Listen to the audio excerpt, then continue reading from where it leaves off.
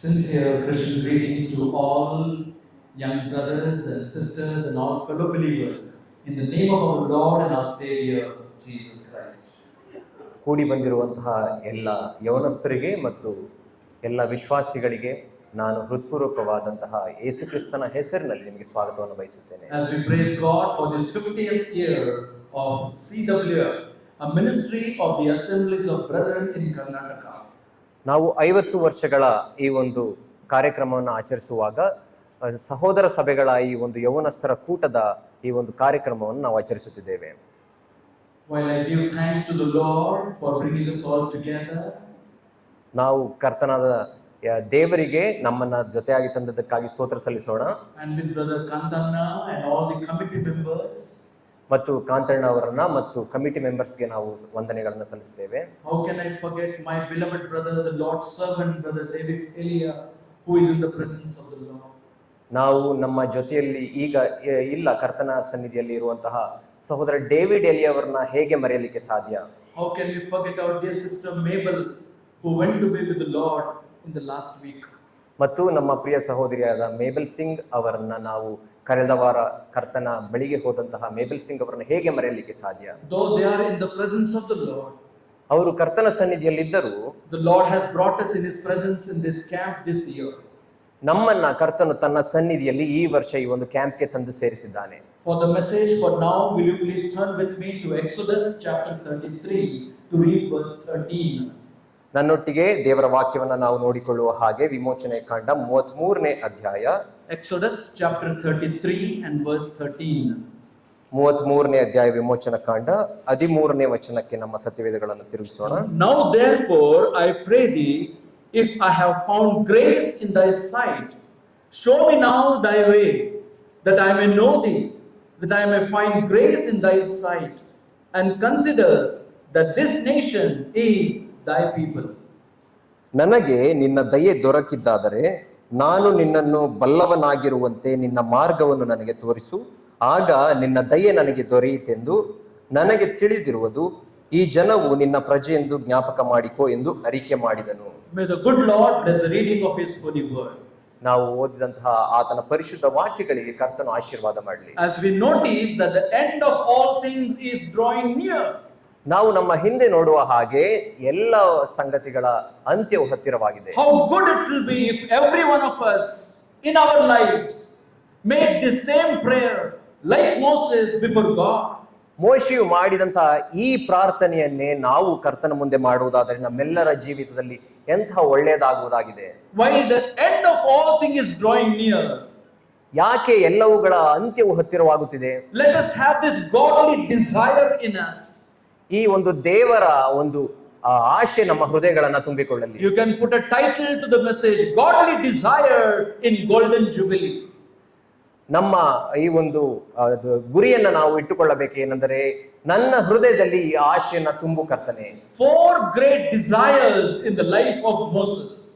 ಮೋಶೆಯ ಜೀವಿತದಲ್ಲಿ 4 ಆಶೆಗಳಿದ್ದವು. If this would be our endeavor in this camp, ಈ ಒಂದು ಶಿಬಿರದಲ್ಲಿ ಈ ಆಶೆಯೇ ನಮ್ಮ ಆಶೆ ಆಗಿರಬೇಕು. every one of us will go with the blessings of God in our life.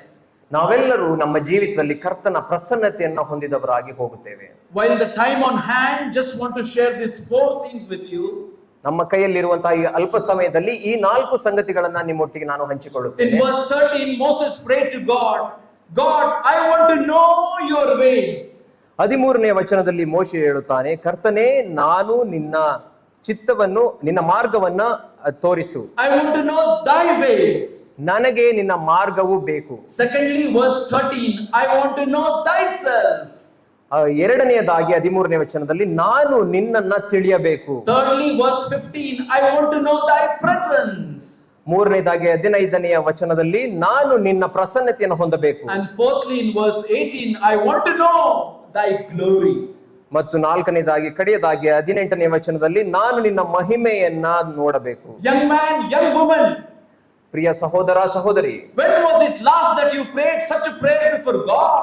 ನೀವು ದೇವರ ಮುಂದೆ ಕಡೆಯದಾಗಿ ಇಂತಹ ಪ್ರಾರ್ಥನೆಯನ್ನ ಮಾಡಿದ್ದು ಯಾವಾಗ? What is our desire today? ನಮ್ಮ ಬಯಕೆ ಇಂದು ಏನಾಗಿದೆ? Can we make this prayer as our prayer?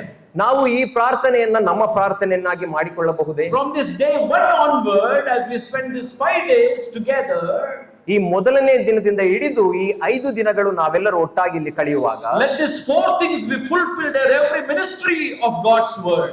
ದೇವರ ಸೇವಕರು ಬೋಧಿಸುವಂತಹ ಎಲ್ಲಾ ವಾಕ್ಯಗಳಲ್ಲಿಯೂ ಈ ಒಂದು ಆಶೆಯು ನಮ್ಮ ಹೃದಯಗಳನ್ನು That God, I want to know thy ways. ಕರ್ತನೇ, ನಾನು ನಿನ್ನ ಮಾರ್ಗಗಳನ್ನ ತಿಳಿಯಬೇಕು. I want to know thyself. ನಾನು ನಿನ್ನನ್ನೇ ಅರಿಯಬೇಕು. I want to know thy presence. ಮೂರನೇದಾಗಿ ನಾನು ನಿನ್ನ ಪ್ರಸನ್ನತೆಯನ್ನ I ತಿಳಿಯಬೇಕು. want to know thy glory. ನಾಲ್ಕನೇದಾಗಿ ನಾನು ನಿನ್ನ ಮಹಿಮೆಯನ್ನ ತಿಳಿಯಬೇಕು. When you notice in the scripture, ನೀವು ದೇವರ ವಾಕ್ಯದಲ್ಲಿ ಗಮನಿಸುವಾಗ whether it is Old Testament or New Testament, ಹೊಸ ಒಡಂಬಡಿಕೆ ಇರಲಿ ಹಳೆ ಒಡಂಬಡಿಕೆ ಇರಲಿ, every man of God had a desire for God in their life. ಪ್ರತಿ ದೇವರ ಸೇವಕನು ದೇವರಿಗಾಗಿ ಒಂದೊಂದು ಆಶೆಯನ್ನ ತನ್ನ ಹೃದಯದಲ್ಲಿ ಇಟ್ಟುಕೊಂಡಿದ್ದಾನೆ. When you read Psalm 27 and verse 4, ನೀವು ಕೀರ್ತನೆ 27ನೇ ಅಧ್ಯಾಯ 4ನೇ ವಚನವನ್ನು ಓದುವಾಗ David said, "One thing have I desired of the Lord, that will I seek after, that I may dwell in the house of the Lord all the days of my life, to behold the beauty of the Lord and to inquire in his temple." ನನ್ನ ಜೀವಮಾನದಲ್ಲೆಲ್ಲ ಯೆಹೋವನ ಮನೆಯಲ್ಲಿ ವಾಸ ಮಾಡುತ್ತಾ ಆತನ ಪ್ರಸನ್ನತೆಯನ್ನು ನೋಡುವುದಕ್ಕೂ ಆತನ ಮಂದಿರದಲ್ಲಿ ಧ್ಯಾನ ಮಾಡುವುದಕ್ಕೂ ನನಗೆ ಅಪ್ಪಣೆಯಾಗಬೇಕೆಂದು ಒಂದೇ ವರವನ್ನು ಯೆಹೋವನಿಂದ ಕೇಳಿಕೊಂಡು ಅದನ್ನೇ ಎದುರು ನೋಡುತ್ತಿರುವನು. When you turn into the New Testament, ನೀವು ಹೊಸ ಒಡಂಬಡಿಕೆಗೆ ಬರುವಾಗ Acts of the Apostles chapter 20 and verse 24, ಅಪೊಸ್ತಲರ ಕೃತ್ಯ 20ನೇ ಅಧ್ಯಾಯ 24ನೇ ವಚನ, Apostle Paul had a desire in his life. ಅಪೊಸ್ತಲನ ಅಂತ ಪೌಲನು ತನ್ನ ಹೃದಯದಲ್ಲಿ ಒಂದು ಬಯಕೆಯನ್ನು ಹೊಂದಿದ್ದನು. In Acts 20 and verse 24, 20ನೇ ಅಧ್ಯಾಯ ಅಪೊಸ್ತಲರ ಕೃತ್ಯ 24ನೇ ವಚನದಲ್ಲಿ he says, "But none of these things move me, neither count I my life dear unto myself, so that I may finish my course with joy, and the ministry which I have received of the Lord Jesus, to testify the gospel of the grace of God." ಇಷ್ಟು ಮಾತ್ರ ಬಲ್ಲೆನು, ಆದರೆ ಪ್ರಾಣವನ್ನು ಉಳಿಸಿಕೊಳ್ಳುವುದೇ ವಿಶೇಷವೆಂದು ನಾನು ಎಣಿಸುವುದಿಲ್ಲ. ದೇವರ ಕೃಪೆಯ ವಿಷಯವಾದ ಸುವಾರ್ತೆಯನ್ನು ಆಸಕ್ತಿಯಿಂದ ಪ್ರಕಟಿಸಬೇಕೆಂಬುದಾಗಿ ಕರ್ತನಾದ ಯೇಸುವಿನಿಂದ ನಾನು ಹೊಂದಿದ ಸೇವೆ ಎಂಬ ಓಟವನ್ನು ಕಡೆಗಾಣಿಸುವುದೊಂದೇ ನನ್ನ ಅಪೇಕ್ಷೆ. Whether Old Testament or New Testament, ಹಳೆ ಒಡಂಬಡಿಕೆ ಇರಲಿ ಹೊಸ ಒಡಂಬಡಿಕೆ whether ಇರಲಿ, man of God or the woman of God, ದೇವರ ಸೇವಕರಿರಬಹುದು ಅಥವಾ ದೇವರ ಸೇವಕಿಯರಿರಬಹುದು, every one of them had a desire in their life. ಪ್ರತಿಯೊಬ್ಬರು ತಮ್ಮ ಜೀವಿತದಲ್ಲಿ ಒಂದು ಬಯಕೆಯನ್ನ ಹೊಂದಿದ್ದರು. One thing is outstanding from these verses that we read, ನಾವು ಈಗ ತಾನೇ ಓದಿದಂತಹ ದೇವರ ವಾಕ್ಯಗಳಲ್ಲಿ ಎದ್ದು ಕಾಣುವಂತಹ ಒಂದು ಸಂಗತಿ ಏನೆಂದರೆ, that all of their desires were Christ centered. ಅವರೆಲ್ಲರ ಬಯಕೆಗಳು ಕ್ರಿಸ್ತನನ್ನೇ ಕೇಂದ್ರೀಕರಿಸಿದಂತಹ ಬಯಕೆಗಳು. Where are our desires today? ನಮ್ಮ ಬಯಕೆಗಳು ಇಂದು ಏನಾಗಿದೆ? What are we longing for? ನಾವು ಏನಕ್ಕಾಗಿ What is ಅಪೇಕ್ಷಿಸುತ್ತಿದ್ದೇವೆ? our aim in our life? ನಮ್ಮ ಜೀವಿತದ ಗುರಿ ಏನಾಗಿದೆ? Are we living only for this worldly life? ನಾವು ಈ ಲೌಕಿಕ ಜೀವಿತಕ್ಕಾಗಿ ನಾವು ಜೀವಿಸುತ್ತಿದ್ದೇವೋ, The earthly life? ಈ ಭೂಮಿಯ ಜೀವಿತ Or the life below in this world? ಅಥವಾ ಈ ಲೋಕಕ್ಕೆ ಸಂಬಂಧಪಟ್ಟಂತಹ ಜೀವಿತ? How many of us can say this prayer to God today? ಈ ಒಂದು ಪ್ರಾರ್ಥನೆಯನ್ನ ನಮ್ಮಲ್ಲಿ ಎಷ್ಟು ಜನ ದೇವರಿಗೆ ಮಾಡ್ಲಿಕ್ಕೆ ಸಾಧ್ಯ? God, I want to know thy way. ಕರ್ತನೇ, ನಾನು ನಿನ್ನ ಮಾರ್ಗವನ್ನ ತಿಳಿಯಬೇಕು. Remember, the Bible says in Proverbs 16 and verse 25, ಜ್ಞಾನೋಕ್ತಿ 16ನೇ ಅಧ್ಯಾಯ 27ನೇ ವಚನದಲ್ಲಿ ಸತ್ಯವೇದ ಈ ರೀತಿ ಹೇಳುತ್ತದೆ, there seemeth a way right unto a man, but at the end thereof are the paths of death. ಮನುಷ್ಯನಿಗೆ ಸರಿಯಾಗಿ ಕಾಣುವಂತಹ ಒಂದು ಮಾರ್ಗ ಉಂಟು, ಆದರೆ ಅಂತ್ಯದಲ್ಲಿ ಅದು ಮರಣಕ್ಕೆ ನಡೆಸುತ್ತದೆ. If we go according to our own ways, ನಾವು ನಮ್ಮ ಇಷ್ಟಕ್ಕೆ ತಕ್ಕ ಹಾಗೆ ಮಾರ್ಗಗಳಲ್ಲಿ oh, ಹೋಗುವುದಾದರೆ, this is what I like, ಓ ನನಗೆ ಇದು ಇಷ್ಟ, this is what I feel better, ಓ ನನಗೆ ಇದು ಉತ್ತಮ oh, ಎನಿಸುತ್ತದೆ, this really suits me, ಓ ಇದು ನನಗೆ ಹೋಲುತ್ತದೆ, this ಸರಿ will be a ಹೋಲುತ್ತದೆ, great blessing for me. ಇದು ನನಗೆ ಉತ್ತಮ ಆಶೀರ್ವಾದವಾಗಿರುತ್ತದೆ. And they ignore God and ignore God's word and the commandment given and go according to their way. Do you know that they meet at the end the paths of death? ಅವರು ದೇವರನ್ನ ಮರೆತು ತಮ್ಮ ಆಶೆಗಳಿಗೆ ತಕ್ಕ ಹಾಗೆ ದೇವರನ್ನ ತಿರಸ್ಕರಿಸಿ ಆತನ ಚಿತ್ತವನ್ನು ತಿರಸ್ಕರಿಸಿ ಮುಂದೆ ಹೋಗುವಾಗ ಅವರು ಏನನ್ನ ಸಂಧಿಸುತ್ತಾರೆ ಗೊತ್ತಾ? ಮರಣವನ್ನ ಸಂಧಿಸುತ್ತಾರೆ. Young man, young woman, ಪ್ರಿಯ ಸಹೋದರ ಸಹೋದರಿ, will you pray to God today?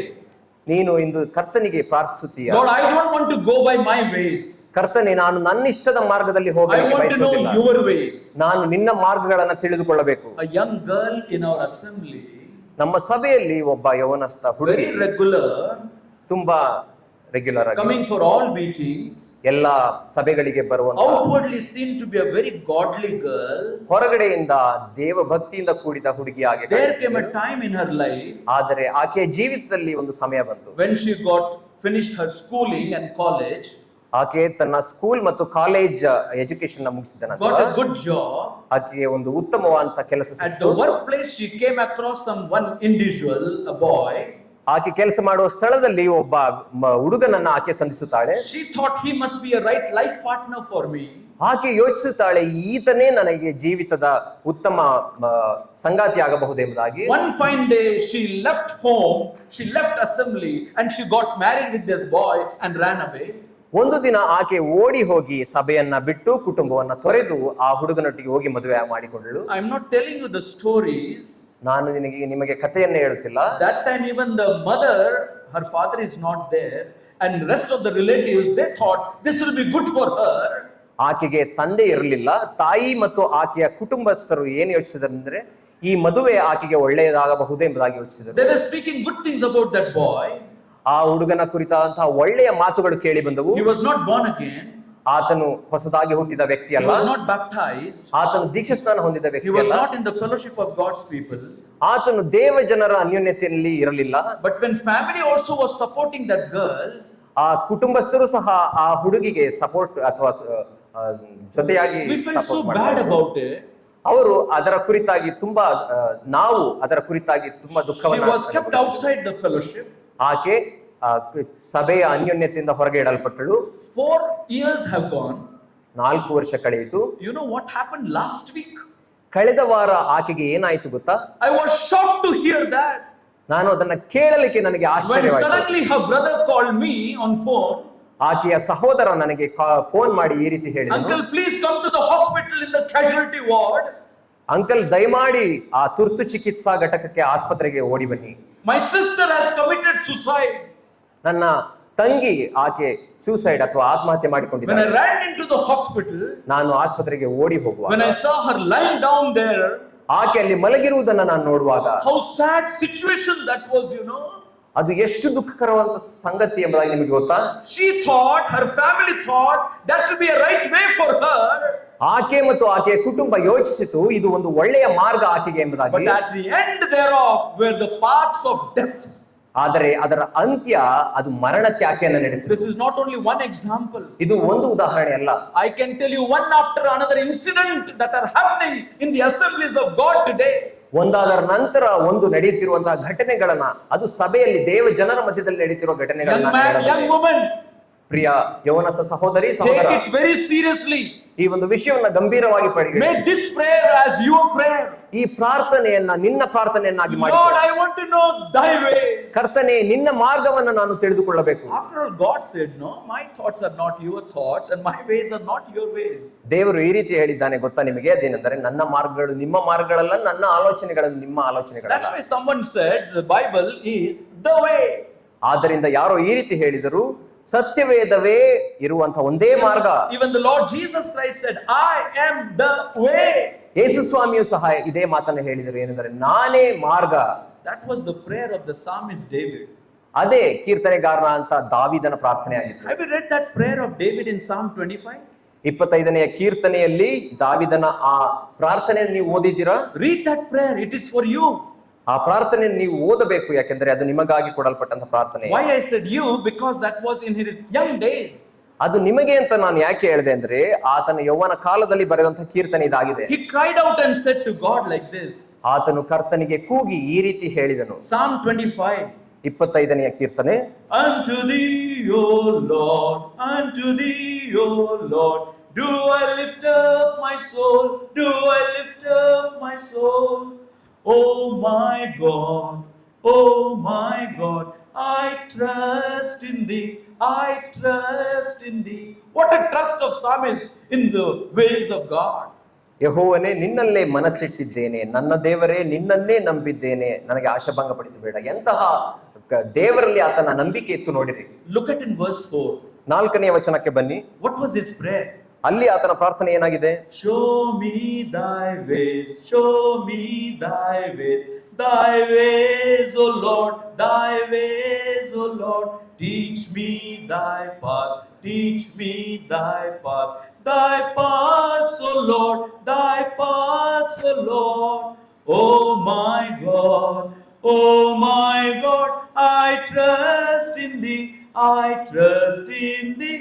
Let me not be ashamed, let not my enemies triumph over me.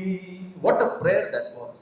4ನೇ ವಚನ, ಯೆಹೋವನೇ ನಿನ್ನ ಮಾರ್ಗವನ್ನು ನನಗೆ ತಿಳಿಸು, ನೀನು ಒಪ್ಪುವ ದಾರಿಯನ್ನು ತೋರಿಸು. 1ನೇ ವಚನ, ಯೆಹೋವನೇ ನಿನ್ನಲ್ಲಿ ಮನಸ್ಸಿಟ್ಟಿದ್ದೇನೆ, ನನ್ನ ದೇವರೇ ನಿನ್ನನ್ನೇ ನಂಬಿದ್ದೇನೆ, ನನಗೆ ಆಶಾಭಂಗ ಪಡಿಸಬೇಡ. ಎಂತಹ ಅದ್ಭುತವಾದ ಪ್ರಾರ್ಥನೆ ಅದಾಗಿತ್ತು. Look at the next verse. ನಂತರದ ವಚನವನ್ನ You ನೋಡ್ರಿ. know what he prayed ahead?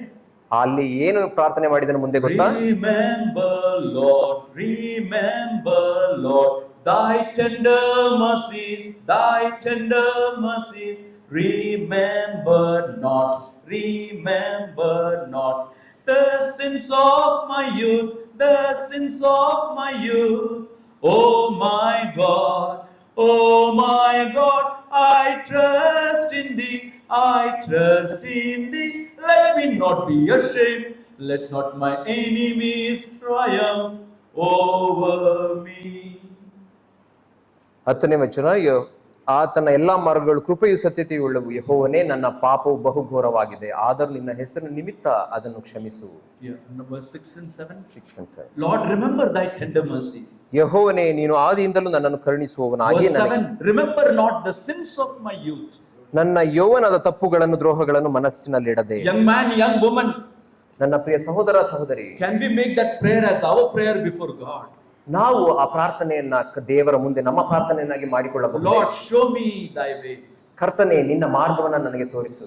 Even if I am not able to explain and take time out to show all the 4 points of this prayer of Moses, ಮೋಶೆಯ ಈ ಪ್ರಾರ್ಥನೆಯ 4 ಅಂಶಗಳನ್ನ ನಿಮಗೆ ಈಗ ತೋರಿಸಲಿಕ್ಕೆ ನಾನು ಆಗದೆ ಹೋದರೂ, let me at least draw attention to the first one. Lord, show me thy ways. ಕೇವಲ ಮೊದಲನೆಯ ಒಂದು ಆ ಬಯಕೆಗೆ ನಿಮ್ಮ ಮನಸ್ಸನ್ನು ನಾನು ತಿರುಗಿಸುತ್ತೇನೆ. ಕರ್ತನೇ ನಿನ್ನ ಮಾರ್ಗವನ್ನ ನನಗೆ ತೋರಿಸು. You know why?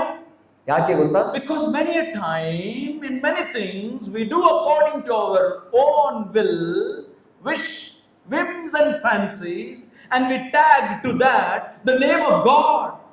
ಯಾಕಂದ್ರೆ ಅನೇಕ ಸಂದರ್ಭಗಳಲ್ಲಿ ನಾವು ನಮ್ಮ ಇಷ್ಟಕ್ಕೆ ತಕ್ಕಂತೆ, ನಮ್ಮ ಬಯಕೆಗೆ ತಕ್ಕಂತೆ, ನಮ್ಮ ಆಶಾಪಾಶಗಳಿಗೆ ತಕ್ಕಂತೆ ಕಾರ್ಯಗಳನ್ನ ಮಾಡಿ ಆಯ್ಕೆ ಮಾಡಿಕೊಂಡು ಕರ್ತನೇ ಇದು ನಿನ್ನ ಚಿತ್ತ ಎಂಬುದಾಗಿ ಹೇಳುತ್ತೇವೆ. It was something like what Jacob has done. ಯಾಕೋಬನು ಮಾಡಿದಂತಹ ಒಂದು ಕಾರ್ಯದ ರೀತಿಯಲ್ಲಿ ಅದಾಗಿದೆ. He did all according to what he wanted to rob the blessings. ಯಾಕೋಬನು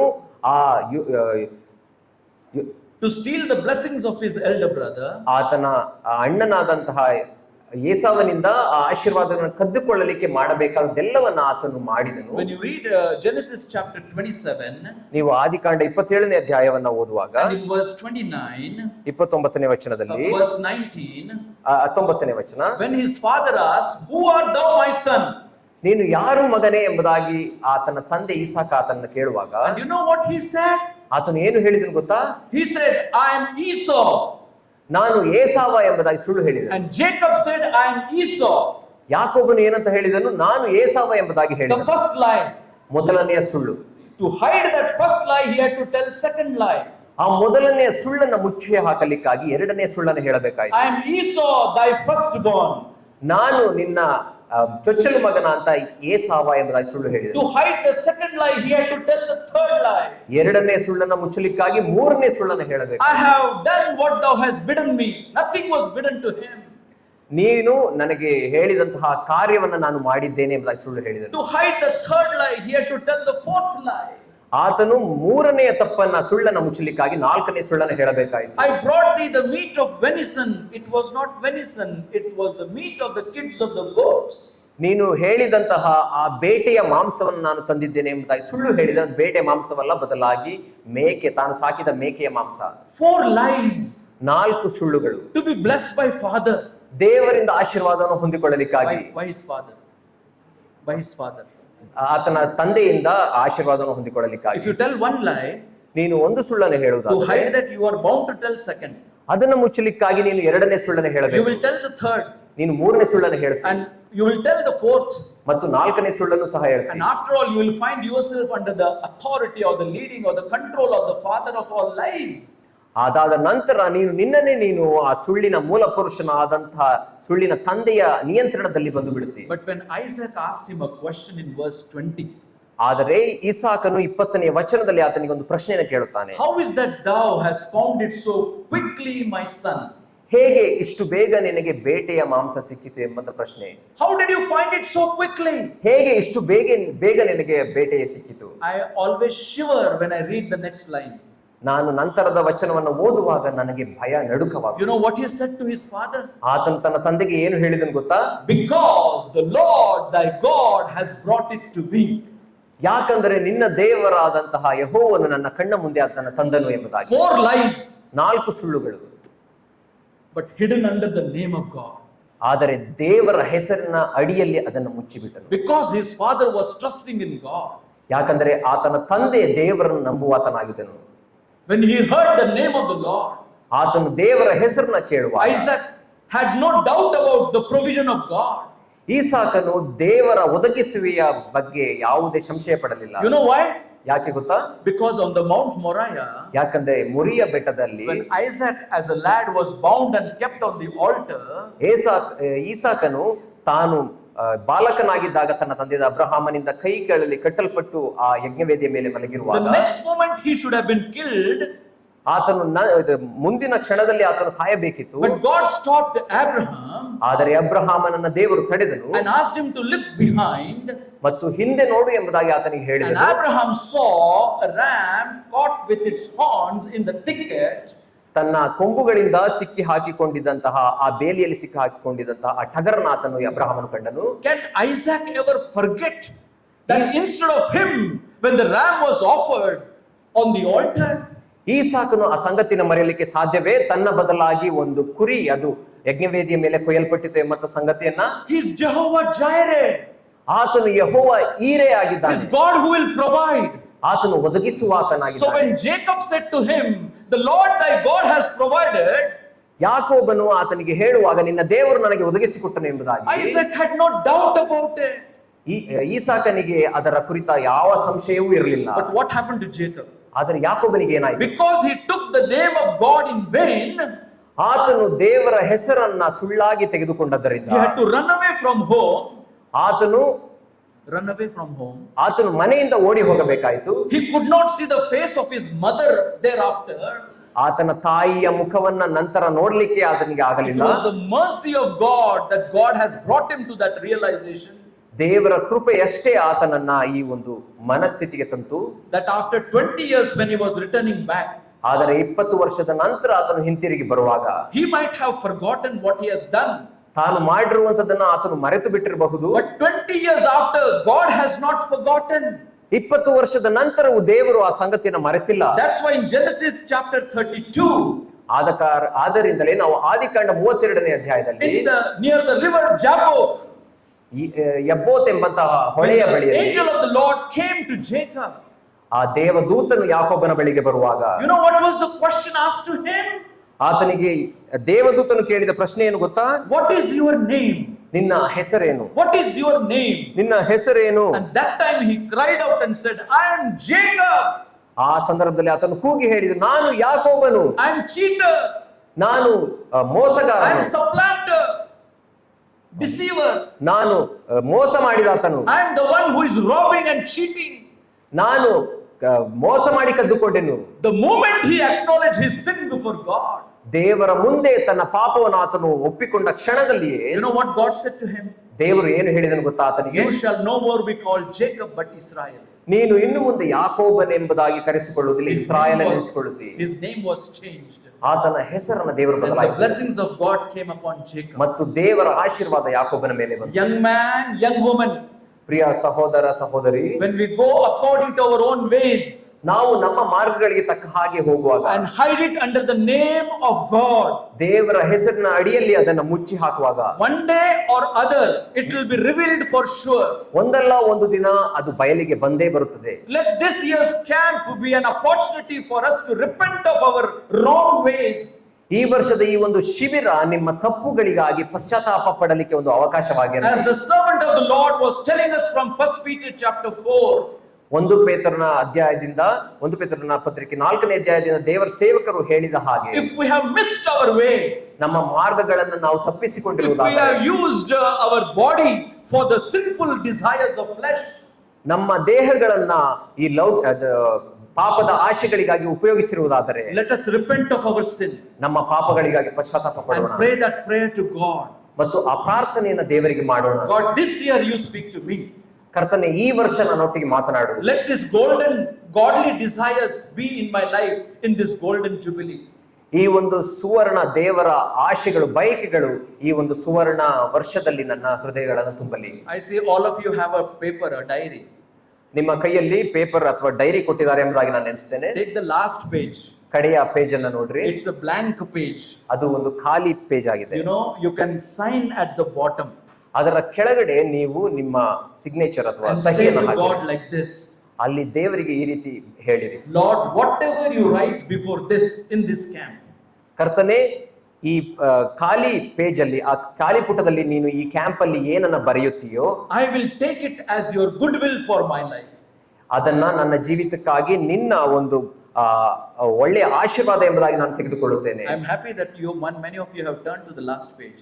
ನಿಮ್ಮಲ್ಲಿ ಅನೇಕರು ಕಡೆಯ ಪುಟವನ್ನು ತೆಗೆದಿರುವುದಕ್ಕಾಗಿ ನಾನು ಸಂತೋಷ ಪಡ್ತೇನೆ. Blank page. ಕಡೆಯ ಒಂದು ಖಾಲಿ Sign at the bottom. ಖಾಲಿ ಪುಟ, ಅಲ್ಲಿ ಕೆಳಗಡೆ ನಿಮ್ಮ ಸಹಿ ಮಾಡಿ And say to God, ಮತ್ತು ದೇವರಿಗೆ ಹೇಳಿ, in this camp, ಈ ಶಿಬಿರದಲ್ಲಿ what you are going to speak to me from morning onward, ನೀನು ನಾಳೆ ಮುಂಜಾನೆಯಿಂದ ಮಾತನಾಡುವಂತಹ ಸಂಗತಿಗಳನ್ನ, Lord, I take it as your will for my life, ಅದನ್ನ ನನ್ನ ಜೀವಿತಕ್ಕಾಗಿ ನಿನ್ನ ಚಿತ್ತ ಎಂಬುದಾಗಿ ನಾನು ತೆಗೆದುಕೊಳ್ಳುತ್ತೇನೆ. as your way for my life. ನನ್ನ ಜೀವಿತಕ್ಕಾಗಿ ನಿನ್ನ ಮಾರ್ಗ ಎಂಬುದಾಗಿ ತೆಗೆದುಕೊಳ್ಳುತ್ತೇನೆ. I give my commitment to you, God, on the day one itself. ಮೊದಲನೆಯ ದಿನದಲ್ಲಿಯೇ ಕರ್ತನೆ, ನಾನು ನಿನಗೆ ಒಳಗಾಗುತ್ತೇನೆ, You know, it will ಒಪ್ಪಿಸಿಕೊಳ್ಳುತ್ತೇನೆ. be like the Lord Jesus Christ. ಆಗ ನೀವು ಕರ್ತನ ರೀತಿಯಲ್ಲಿ ನಿಮ್ಮನ್ನು ಒಪ್ಪಿಸಿಕೊಳ್ಳುತ್ತೀರಿ. Don't be like Jacob, ಯಾಕೋಬನ ರೀತಿಯಲ್ಲಿ ಆಗಬೇಡ್ರಿ. but let us be like the Lord Jesus. ನಾವೆಲ್ಲರೂ ಯೇಸು ಕ್ರಿಸ್ತನ ರೀತಿಯಲ್ಲಿ ಆಗೋಣ. When he prayed that prayer, ಆ ಪ್ರಾರ್ಥನೆಯನ್ನು ಆತನು ಮಾಡಿದಾಗ, taking the burden of our sin upon himself, ನಮ್ಮ ಪಾಪಗಳ ಭಾರವನ್ನು ಆತನು ತನ್ನ ಮೇಲೆ ಹೊತ್ತುಕೊಳ್ಳುವಾಗ 3 times he prayed that prayer. ಆತನು 3 ಬಾರಿ ಈ ಪ್ರಾರ್ಥನೆಯನ್ನು ಮಾಡಿದನು. Father, if it is your good will, take this cup away from me. ಕರ್ತನೆ, ನಿನ್ನ ಚಿತ್ತವಿರುವುದಾದರೆ ಈ ಪಾತ್ರೆಯನ್ನು ನನ್ನಿಂದ ತೊಲಗಿಸು. Take this cup away from me. ಈ ಪಾತ್ರೆಯನ್ನು ನನ್ನಿಂದ ತೊಲಗಿಸು. Take this cup away from ಈ me. ಪಾತ್ರೆಯನ್ನು ನನ್ನಿಂದ ತೊಲಗಿಸು. Some people say it by mistake that God has not heard his prayer. ಕೆಲವರು ತಪ್ಪಾಗಿ ಈ ರೀತಿ ಹೇಳುತ್ತಾರೆ, ದೇವರು ಆ ಯೇಸು ಕ್ರಿಸ್ತನ ಪ್ರಾರ್ಥನೆ ಕೇಳಲಿಲ್ಲವಾದ್ದರಿಂದ 3 ಬಾರಿ ಮಾಡಿದ್ದಾನೆ ಪ್ರಾರ್ಥನೆಯನ್ನು. There is no prayer which the Lord Jesus Christ has prayed which has gone unanswered by the Father. ಯೇಸು ಸ್ವಾಮಿ ಮಾಡಿದಂತಹ ಯಾವ ಪ್ರಾರ್ಥನೆಯನ್ನು ದೇವರು ಉತ್ತರಿಸದೇ ಇರಲಿಲ್ಲ. Every prayer is heard and answered by God. ಆತನು ಮಾಡಿದಂತಹ ಪ್ರಾರ್ಥನೆಯನ್ನು ದೇವರು ಕೇಳಿ ಎಲ್ಲಾ ಪ್ರಾರ್ಥನೆಗೂ ಉತ್ತರ ಕೊಟ್ಟನು. In a corner, write down Hebrews chapter 5 and verse 7. ಇಬ್ರಿಯ 5ನೇ ಅಧ್ಯಾಯ 7ನೇ ವಚನ ಎಂಬುದಾಗಿ ಒಂದು ಮೂಲೆಯ ಪುಟದಲ್ಲಿ ಬರೆದುಕೊಳ್ಳಿರಿ. But now listen, ಆದರೆ ಈಗ ಕೇಳಿರಿ, how that Father heard that prayer also. ಹೇಗೆ ತಂದೆಯಾದ ದೇವರು ಆ ಪ್ರಾರ್ಥನೆಯನ್ನ ಕೇಳಿದನು. Father, if it is your good will, take this cup away from me. ಕರ್ತನೆ, ನಿನ್ನ ಚಿತ್ತವಿರುವುದಾದರೆ ಈ ಪಾತ್ರೆಯನ್ನು ನನ್ನಿಂದ ತೊಲಗಿಸು.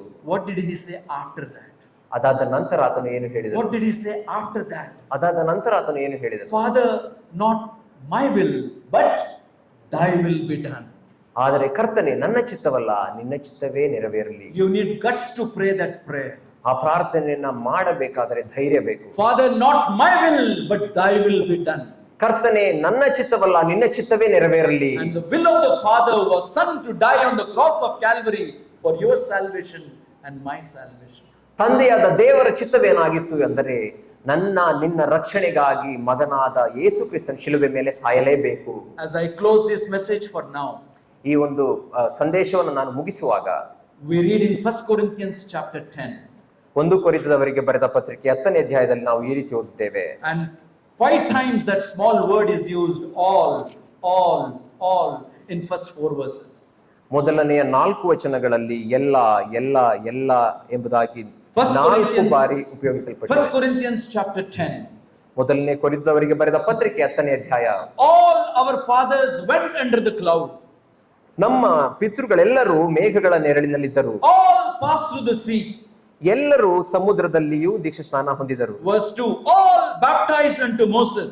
ಅವರೆಲ್ಲರೂ ಮೋಶೆಯ ಶಿಷ್ಯರಾಗುವುದಕ್ಕಾಗಿ ಮೇಘದಲ್ಲಿ Verse 3, all eat the same spiritual meat. ಆ 3ನೇ ವಚನದಲ್ಲಿ ಅವರೆಲ್ಲರೂ ದೈವಿಕವಾದ ಒಂದೇ ಆಹಾರವನ್ನು ತಿಂದರು. Verse 4, and did all drink the same spiritual drink.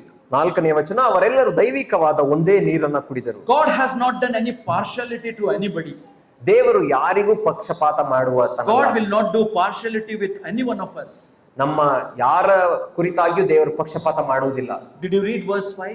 5ನೇ ವಚನವನ್ನು In ಓದಿದ್ದೀರಾ? spite of God having done everything for all equally, ಎಲ್ಲರಿಗೂ ಒಂದೇ ಸಮನಾಗಿ ದೇವರು ಮಾಡಿದಾಗಿಯೂ Apostle Paul says in verse 5, ಅಪೊಸ್ತಲ ಅಂತ ಪೌಲನು 5ನೇ ವಚನದಲ್ಲಿ ಈ ರೀತಿ ಹೇಳುತ್ತಾನೆ, but with many of them God was not well pleased. ಆದರೂ ಅವರೊಳಗೆ ಬಹುಮಂದಿಯ ವಿಷಯದಲ್ಲಿ ದೇವರು ಸಂತೋಷಿಸಲಿಲ್ಲ. Young man, is God pleased with your life? ಪ್ರಿಯ ಯೌವನಸ್ಥನೇ, ನಿನ್ನ ಜೀವಿತದ ಕುರಿತಾಗಿ ದೇವರು ಸಂತೋಷ ಪಡುತ್ತಾನೋ? Young woman, is God pleased with your life? ಯವನ ಸಹೋದರಿ, ನಿನ್ನ ಜೀವಿತ ದೇವರಿಗೆ ಮೆಚ್ಚುಗೆ ಆಗಿದೆಯೋ? When we walk in the ways of the Lord, ನೀನು ದೇವರ ಮಾರ್ಗದಲ್ಲಿ ನಡೆಯುವಾಗ the Lord will be pleased in our life. ದೇವರು ನಮ್ಮ ಜೀವಿತದ ಕುರಿತಾಗಿ ಸಂತೋಷಿಸುತ್ತಾನೆ. Because when the Lord is pleased with our life, ಯಾಕೆಂದರೆ ದೇವರು ನಮ್ಮ ಜೀವಿತದ ಕುರಿತಾಗಿ ಸಂತೋಷಿಸುವಾಗ Isaiah chapter 30 and verse 21 says, Yeshaya 30ನೇ ಅಧ್ಯಾಯ verse 21, 21ನೇ ವಚನ ಈ ರೀತಿ ಹೇಳುತ್ತದೆ, and thine ears shall hear a word behind thee, saying, this is the way, walk ye in it, when you turn to the right hand, and when you turn to the left. ನಿನ್ನ ಕಿವಿಯ ಹಿಂದೆ which was Verse 21, which 30, 21. 21ನೇ ವಚನ, ನೀನು ಬಲಕ್ಕಾಗಲಿ ಎಡಕ್ಕಾಗಲಿ ತಿರುಗಿಕೊಳ್ಳುವಾಗ ಇದೇ ಮಾರ್ಗ, ಇದರಲ್ಲೇ ನಡೆಯಿರಿ ಎಂದು ನಿಮ್ಮ ಹಿಂದೆ ಆಡುವ ಮಾತು ನಿಮ್ಮ ಕಿವಿಗೆ ಬೀಳುವುದು. Praise God for that. ದೇವರಿಗೆ ಸ್ತೋತ್ರ ಸಲ್ಲಿಸಿರಿ. You want to hear the voice of God? ನೀನು ದೇವರ ಸ್ವರವನ್ನ ಕೇಳಬೇಕಾ? God will speak to you. ದೇವರು ನಿನ್ನೊಟ್ಟಿಗೆ The ಮಾತನಾಡುತ್ತಾನೆ. reason God was speaking to Moses was, ದೇವರು ಮೋಶೆ ಸಂಗಡ ಮಾತನಾಡಿದ್ದಕ್ಕೆ ಕಾರಣವೇನು ಗೊತ್ತಾ? when he prayed, Lord, show me your ways. ಆತನು ದೇವರಿಗೆ ನಿನ್ನ ಮಾರ್ಗವನ್ನು ತೋರಿಸು ಎಂಬುದಾಗಿ ಪ್ರಾರ್ಥಿಸಿದಾಗ, You read in Psalm 103 and verse 7, 103ನೇ ಕೀರ್ತನೆ 7ನೇ ವಚನದಲ್ಲಿ ಈ ರೀತಿ ಓದುತ್ತೀರಿ, he made known his ways unto Moses. ಆತನು ತನ್ನ ಮಾರ್ಗಗಳನ್ನ ಮೋಶೆಗೆ ತಿಳಿಸಿದನು ಎಂದು ಓದುತ್ತೇವೆ. God wants to make known his ways to you. ದೇವರು ತನ್ನ ಮಾರ್ಗಗಳನ್ನ ನಿಮಗೆ ತಿಳಿಸಲು It ಬಯಸುತ್ತಾನೆ. is through the word of God. ಅದು ದೇವರ ವಾಕ್ಯದ ಮೂಲಕವೇ. When you have hearing ear and heeding heart, ನೀವು ಕೇಳಿಸಿಕೊಳ್ಳಲಿಕ್ಕೆ ಕಿವಿಯುಳ್ಳವರಾಗಿ ಮತ್ತು ಒಳಪಡಲಿಕ್ಕೆ ನಿಮ್ಮ ಮನಸ್ಸು ಇಷ್ಟಪಡುವುದಾದರೆ God will speak to you also. ದೇವರು ನಿಮ್ಮೊಟ್ಟಿಗೂ ಮಾತನಾಡುತ್ತಾನೆ. Why was God so concerned about Moses? ಯಾಕೆ ದೇವರು ಮೋಶೆ ಕುರಿತಾಗಿ ಅಷ್ಟು ಬಯಕೆ ಉಳ್ಳವನಾಗಿದ್ದನು? Two things and I close. 2 ಸಂಗತಿಗಳನ್ನ ಹೇಳಿ ನಾನು Look at ಮುಗಿಸುತ್ತೇನೆ. verse 12. 12ನೇ ವಚನವನ್ನ Two ಓದಿರಿ. things God said about Moses. 2 ವಿಷಯಗಳನ್ನ ಮೋಶೆ Exodus ಕುರಿತಾಗಿ 33 ದೇವರು and ಹೇಳಿದರು. verse 12. ಅರಣ್ಯಕಾಂಡ 12ನೇ ಅಧ್ಯಾಯ, Exodus 33 verse 12. ಅರಣ್ಯಕಾಂಡ ವಿಮೋಚನ ಕಾಂಡ 33ನೇ ಅಧ್ಯಾಯ. What did God say to him? ದೇವರು ಮೋಶೆಗೆ ಏನು ಹೇಳಿದನು? Yet thou hast said, I know thee by name, and thou hast also found grace in my sight. Verse 12. ಮೋಶೆ ಯೆಹೋವನಿಗೆ Verse 12, you read. ಮೋಶೆ ಯೆಹೋವನಿಗೆ, ಈ ಜನರು ಆ ಸೀಮೆಗೆ ನಡೆಸಿಕೊಂಡು ಹೋಗಬೇಕೆಂದು ನೀನು ನನಗೆ ಆಜ್ಞಾಪಿಸಿದೆ ಅಷ್ಟೇ. ನನ್ನ ಸಂಗಡ ಯಾರನ್ನು ಕಳುಹಿಸುವೆಯೋ ಅದನ್ನು ನನಗೆ ತಿಳಿಸಲಿಲ್ಲ. ನಿನ್ನ ಹೆಸರನ್ನು ಗೊತ್ತು ಮಾಡಿದ್ದೇನೆಂದು ನಿನಗೆ ನನ್ನ ದಯೆ ದೊರಕಿತೆಂದು ನೀನು ನನಗೆ ಹೇಳಿದೆಯಲ್ಲ. Two things are said 2 ಸಂಗತಿಗಳನ್ನು ದೇವರು by ಹೇಳಿದ. God to Moses. ದೇವರು ಮೋಶೆಗೆ ಹೇಳಿದ 2 Which are ಸಂಗತಿಗಳು. those two things? ಯಾವುದು ಆ 2 ಸಂಗತಿಗಳು? Number 1, ಮೊದಲನೇ ಸಂಗತಿ, Lord, you have said that you know me by my name. ಕರ್ತನೇ, ನೀನು ನನ್ನನ್ನ ಹೆಸರಿಂದ ತಿಳಿದಿದ್ದೀ ಎಂಬುದಾಗಿ ಹೇಳಿದಿ. Praise God for that. ದೇವರಿಗೆ ಅದಕ್ಕಾಗಿ ಸ್ತೋತ್ರ I ಸಲ್ಲಿಸು. know thee by name. ನಾನು ನಿನ್ನನ್ನ ಹೆಸರಿಡಿದು ಕರೆದಿದ್ದೇನೆ. And number 2, ಎರಡನೇ ಸಂಗತಿ, you have found grace in my sight. ನೀನು ನನ್ನ ದೃಷ್ಟಿಯಲ್ಲಿ ಕೃಪೆಯನ್ನು ಹೊಂದಿದ್ದಿ. Tell me, if the Lord knows a person so dearly and nearly, ದೇವರು ಒಬ್ಬ ವ್ಯಕ್ತಿಯನ್ನ ಇಷ್ಟು ಪ್ರೀತಿಯಿಂದ ಅಥವಾ ಹೃತ್ಪೂರ್ವಕವಾಗಿ ಪ್ರೀತಿಸುವಾಗ will he not show his way to such a person? ಅಂತಹ ವ್ಯಕ್ತಿಗೆ ತನ್ನ ಮಾರ್ಗವನ್ನು ತಿಳಿಸುವುದಿಲ್ಲವೇ? He knows you and me by our name. ನನ್ನನ್ನ ನಿಮ್ಮನ್ನ ಹೆಸರಿಡಿದು ಕರೆದಿದ್ದಾನೆ. Because of his grace we are what we are. ನಾವು ಇಂದು ಏನಾಗಿದ್ದೇವೋ ಅದು ಆತನ ಕೃಪೆಯಿಂದಲೇ. Will you also make this prayer as your prayer? ನೀವು ಇದೇ ಪ್ರಾರ್ಥನೆಯನ್ನ ನಿಮ್ಮ ಪ್ರಾರ್ಥನೆಯನ್ನಾಗಿ ಮಾಡುತ್ತೀರಾ? Lord, I want to know thy ways. ಕರ್ತನೆ, ನನಗೆ ನಿನ್ನ ಮಾರ್ಗಗಳನ್ನ ತಿಳಿಯಬೇಕು. Lord, I want to know thyself. ಕರ್ತನೆ, ನಾನು ನಿನ್ನನ್ನೇ ಅರಿತುಕೊಳ್ಳಬೇಕು. Lord, I want to know thy presence. ಕರ್ತನೆ, ನಾನು ನಿನ್ನ ಪ್ರಸನ್ನತೆಯನ್ನ ಅರಿಯಬೇಕು. Lord, I want to know thy glory. ಕರ್ತನೆ, ನಾನು ನಿನ್ನ ಮಹಿಮೆಯನ್ನ ಅರಿಯಬೇಕು. May this camp make this prayer as an answer for each one of us. ಈ ಒಂದು ಮೋಶೆಯ ಪ್ರಾರ್ಥನೆಯೇ ನಮ್ಮ ಪ್ರಾರ್ಥನೆ ಆಗಿರಲಿ, ಅದಕ್ಕೆ ಉತ್ತರವನ್ನ ಪಡೆಯೋಣ. May the good Lord bless his word to your heart and my heart. ದೇವರು ಈ ವಾಕ್ಯವನ್ನ ನನಗೆ ನಿಮಗೆ ಆಶೀರ್ವದಿಸಲಿ. Amen. Amen. Amen, amen.